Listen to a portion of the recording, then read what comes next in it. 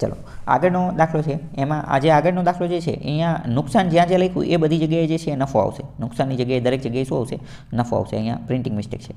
તો શું કહે છે કે એક વેપારીએ એક મોબાઈલ 450 રૂપિયામાં ખરીદો અને 10% નફા ઉપર વેચ્યો પરંતુ પછી ખ્યાલ આવ્યો કે 10% નફાની ગણતરી ભૂલથી વેચાણ કિંમત ઉપર થઈ ગઈ તો મોબાઈલની વેચાણ કિંમત કેટલી હશે અને તેને નુકસાન થતું હશે કે ફાયદો અને કેટલા ટકા એ આપણે જોઈ લઈએ ચલો તો પહેલાં શું છે તો કે 10% નફો તો અહીંયા આપણે ડાયરેક્ટ લખી નાખીએ 10% નફો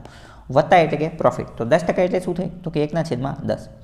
હકીકતમાં 10 શું છે તો કે હકીકતમાં 10 સીપી કોસ્ટ પ્રાઇસ મૂળ કિંમત ખરીદ કિંમત હોવું જોઈએ પણ વેપારીએ શું કર્યું વેપારીએ ખરીદ કિંમતની બદલે શું મૂકી દીધું વેચાણ કિંમત મૂકી દીધું તો 10 શું થઈ જાય 10 એ આપણું વેચાણ કિંમત થઈ જાય તો 10 વેચાણ કિંમત થઈ ગઈ અને 1 શું થઈ ગયું તો 1 જે છે એ આપણો નફો થઈ ગયો 1 શું થઈ ગયો નફો થઈ ગયો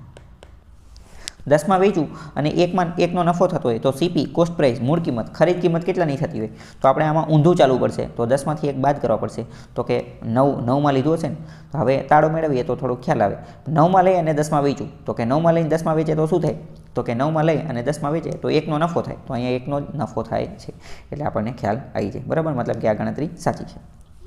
તો હવે તો ખબર પડી ગઈ કે 9માં લઈ અને 10માં વેચું પણ રકમ ધ્યાનપૂર્વક વાંચીએ તો ખબર પડે કે 9માં નથી ખરીદવું કેટલામાં ખરીદવું છે 450માં 9માં નહીં 450માં તો અહીંયા આપણે જોઈએ તો 9માં નથી કેટલામાં છે 450માં આની કરતાં કેટલા ગણા તો કે 9 × 5 = 45 50 ગણા તો આ રકમ જે છે એ પણ એની કરતાં કેટલા ગણી હશે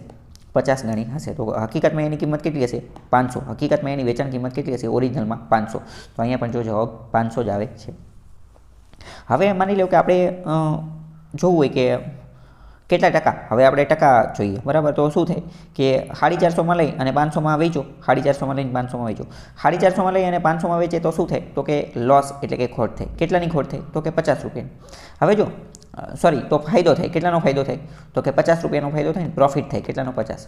અહીંયા પણ આપણને ખબર પડી જતી હતી આ 1 હતું બરાબર તો આ 1 પણ એની કરતાં કેટલા ગણા હશે 50 ગણા જશે ને તો અહીંયા પણ ખબર પડી જાય 50 તો એ જવાબ તો